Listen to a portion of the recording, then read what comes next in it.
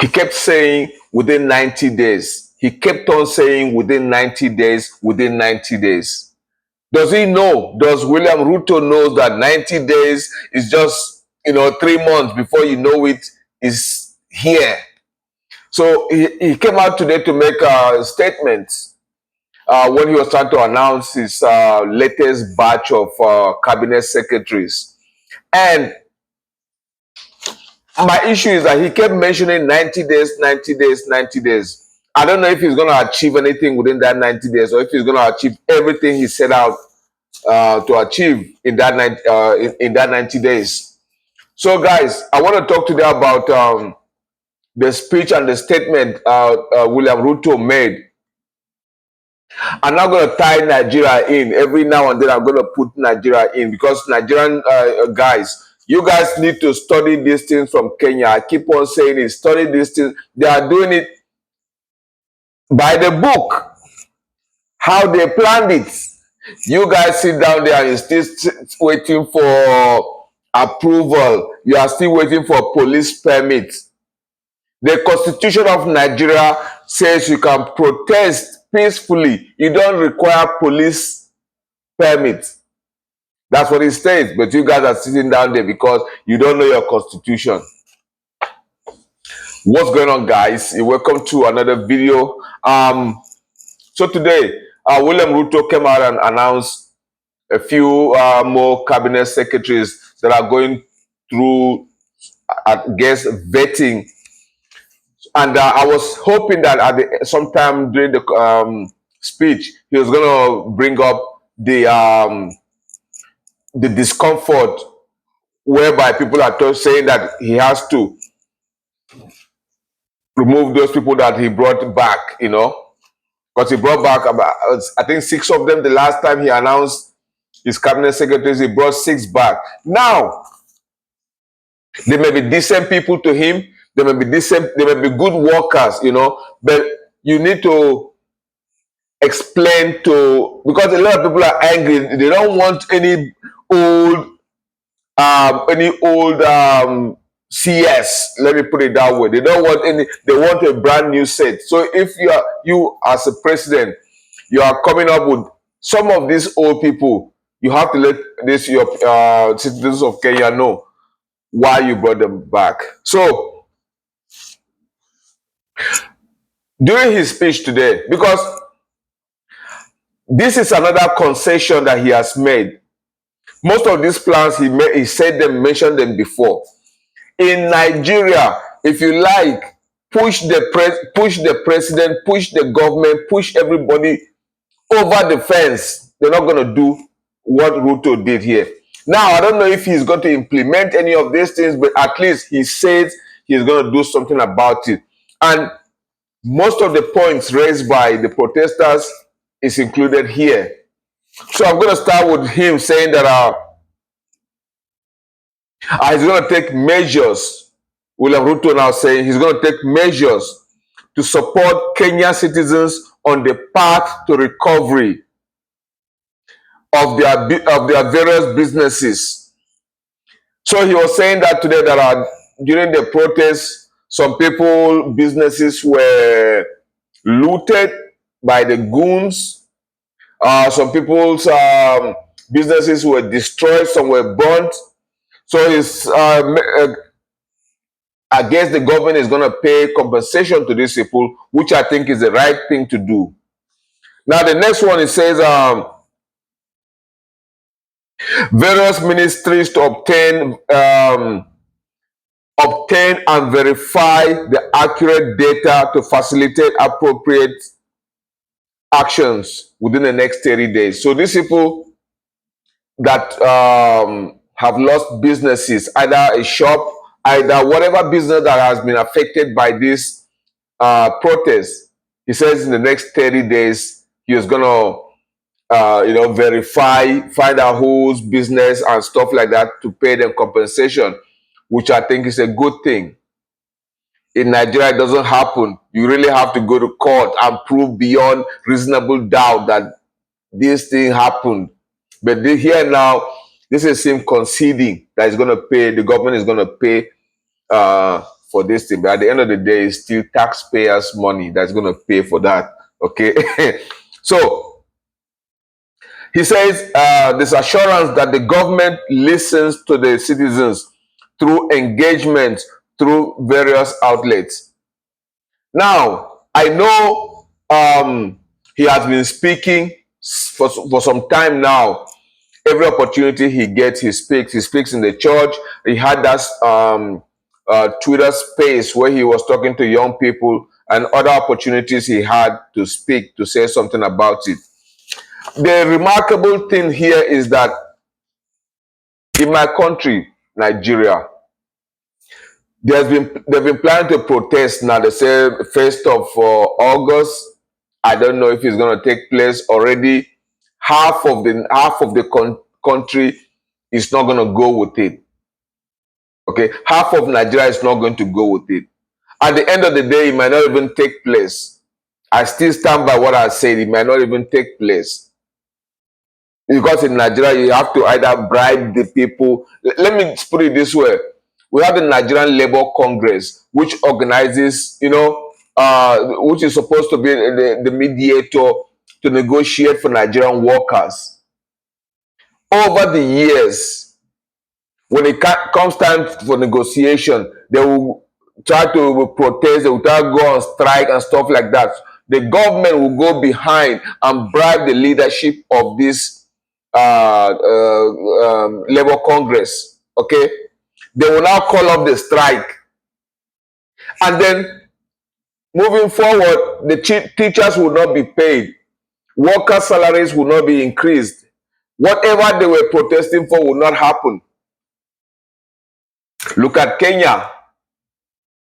It's happening. At least the president has been forced to come out and make these statements. He now, so most of the things he's said today is going to be said 30 days, 60 days, 30 days, 60 days, 90 days. So let's see how that goes. 90 days from now is like, is it November or so? So,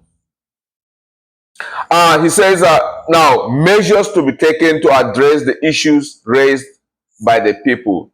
He made, like I said, essentially it's a concession to the demands of people. He's trying to get people off the street.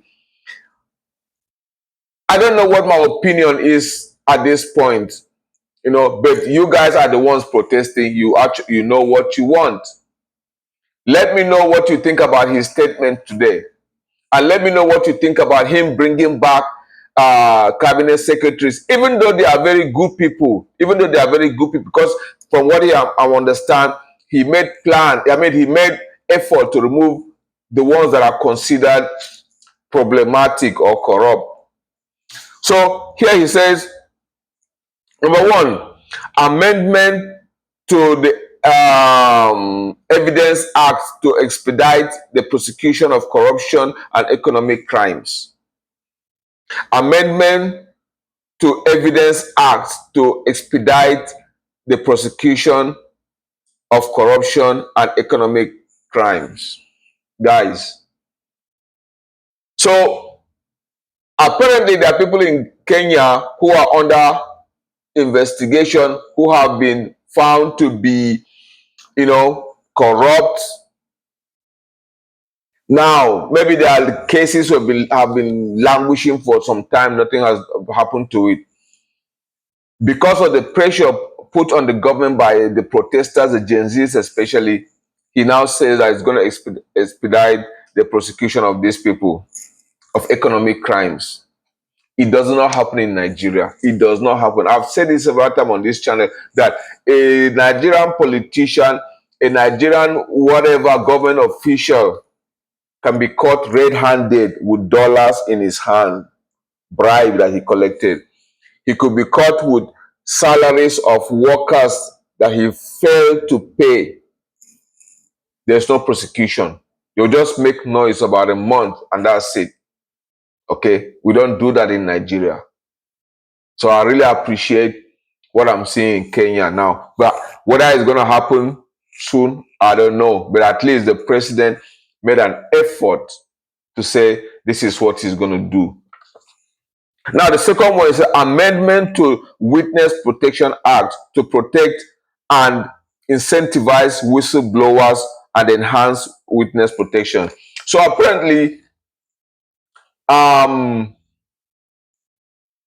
sometimes corruption is like loves company. Let me put it that way. Sometimes only one person cannot carry out the corruption. There has to be people.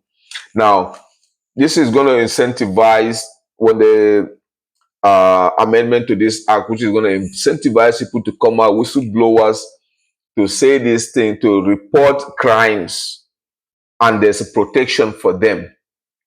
I don't know how it's been in the past in Kenya, but the president now says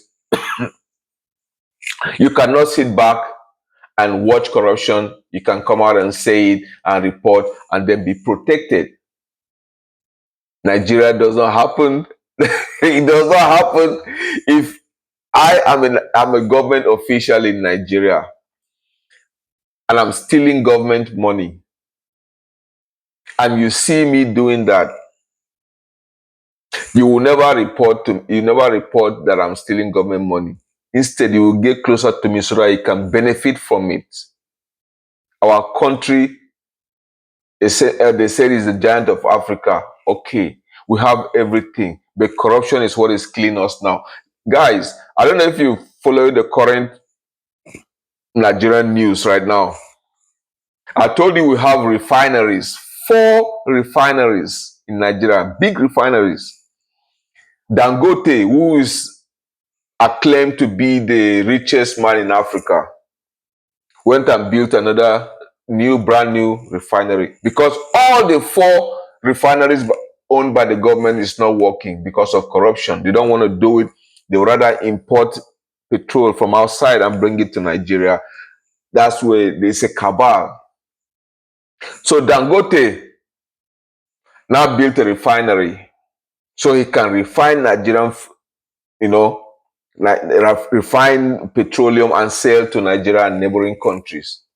Guys, the Nigerian Petroleum Corporation, NNPC, the government owned, they refused to supply Dangote crude oil so he can refine. Nigeria, the #1 crude oil exporter apart from Algeria in Africa, refused to give this man. Guys, Dangote has to go to Brazil and other places to buy crude oil, to bring in crude oil that we have in abundance because of corruption. Because these corrupt people know that if Dangote starts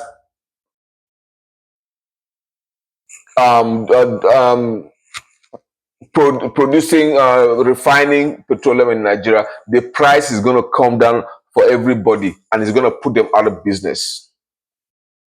But they're trying to frustrate the guy.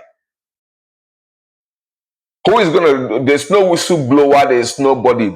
All these corrupt Nigerians, they rather sit down there and watch the country burn. This is Kenyan president making amendments to protect people that whistleblowers. Do we have that in Nigeria? No, we don't. Ah, God. So the third one, he said within 90 days, he's going to amend the Public Finance Management Act and Public Procurement and Disposal Act to overhaul the framework of public procurement, which has been identified as the epicenter of corruption. Guys, I don't know how procurement is done in Kenya, but in Nigeria, I worked in the procurement sector while I was in Nigeria. Before you can move from here to here, you have to grease elbows, grease people's palms. What I mean by that, you have to bribe before you get there. There's so much corruption in there. I wasn't even working for government. I was in the private sector. But the government sector, an ordinary Nigerian like me cannot get government contract, cannot procure anything for the government. I have to be inside.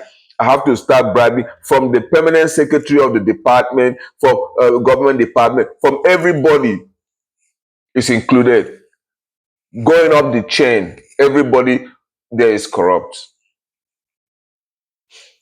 Look at the president of Kenya saying that he's going to overhaul the framework of public procurement, which has been identified by the Gen Z as the epicenter of corruption, conflict of interest, and abuse of office. Our own in Nigeria, we sit down there, we don't do anything. We know, but as long as somebody gives us something from the crime they are doing, some bribe or whatever, as long as we get something out of it, we keep quiet. We don't know in Nigeria that if we take part in these little things, small things that we take part, we assist these criminals. It is plunging our country further into debt, further. Okay, our currency is nothing. Before, the regional currency, because we are surrounded by francophone, French-speaking African countries, their money, the CFA franc, CFA franc, was rubbish then. Now the CFA francs is higher than the Nigerian naira, and we sit down there and we take it. We cannot do anything. It's time to protest now. Half of them have backed out. The others have been bought out. So how are we going to continue? If Kenyan citizens have forced the president to make these concessions, they are going to change their country.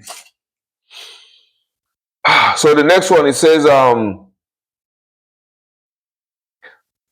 I was talking about the public procurement. Now, implementing this digital. Oh, he says he's going to implement digital infrastructure for Kenyans to monitor who gets contracts and how much was paid for the contracts.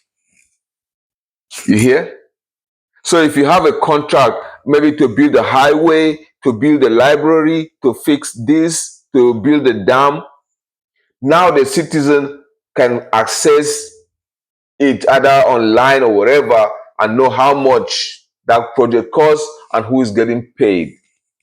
In Nigeria, nothing. You will hear that they have awarded 40 billion naira contract to build a toilet over there.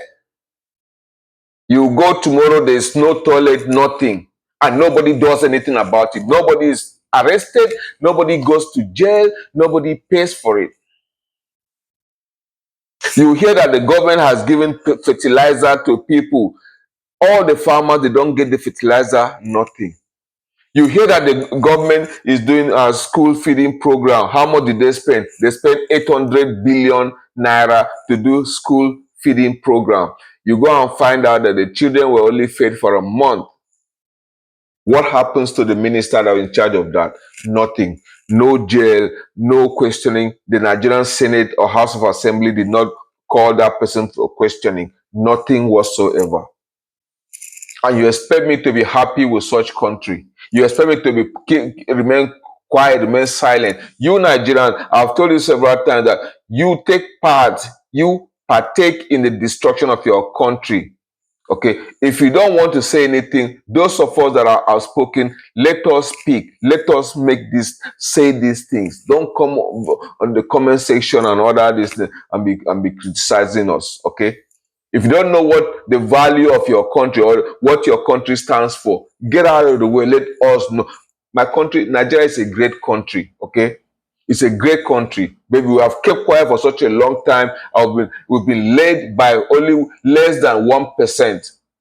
Since independence in 1960, Nigeria has been led by less than 1% of the population. Okay, other African countries, we got the independence around the same time, from 1959 to about 1965, 67. Pretty much all African countries got their independence around the same time when the colonialists left. Okay, others are working hard. Those that don't have resources, that don't have oil, they are developing other parts. Kenya does not. Kenya is they figure out that tourism is number one in Kenya. Number one in Kenya. Kenya's tourism sector makes more money than the Nigerian petroleum sector right now. That's why if the Nigerian government wants to buy a presidential jet, they'll go and borrow money from China. They want to fix the president's bathroom, they go and borrow money from IMF. They want to furnish the apartment for the president's wife, they go and borrow money from World Bank. And we sit down there and think that we are going anywhere. These are Kenyans holding their government accountable, forcing the government to make concessions, make changes. These are the blueprints of what these people were asking. Nigerian, up till now, have you put out your blueprint? Have you asked for the reduction of, sorry guys, it's a long video, but have you asked for the reduction of politicians' pay? You have not. You've not done anything about it. So so he now said, I'm almost done, guys. So he's gonna pass the conflict of interest bill, where he says the president can veto any bill that does not meet the highest bar of accountability. When was the last time the Nigerian president, Tinubu or Buhari or whoever, asked for a bill to come and say that he has the power to veto that bill if it does not meet the highest standard, highest level of accountability? Nothing. Never happens in my country. Okay, it never happens in my country. When are we Nigerians gonna be free at last? Okay, some of you still sit down there and be blaming, oh, we are still remotely controlled by the British. Nobody controls you. They gave you independence 60 years, how many years ago? Yeah, 60 years ago. What have you done with it? What have you done with it? Nothing. Nothing. Oh my God. Guys, I got headache. I gotta go.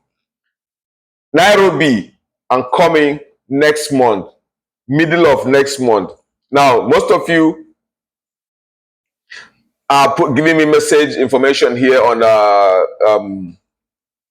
YouTube comments. The best way to get me, my Instagram is going to be down in the description here, my Instagram channel. If you have any message, anything that you want me to know, put it in my Instagram comment. I will have a discussion with you over there, because I like to see a few places, get to know some of you when I get to Nairobi. So all the information should not be on the YouTube comment. You can go on my Instagram and send me a message there, and I will respond. Okay, my Instagram is gonna be, if I can't put it here on the screen, it's gonna be on the description. Okay, make sure you follow me there and then indicate that you are from the YouTube channel. Then I will know who you are. Okay. All right, guys. Thank you so much. You've been so amazing. I will see you tomorrow, maybe, or next tomorrow. Depends. Have a good day. Bye.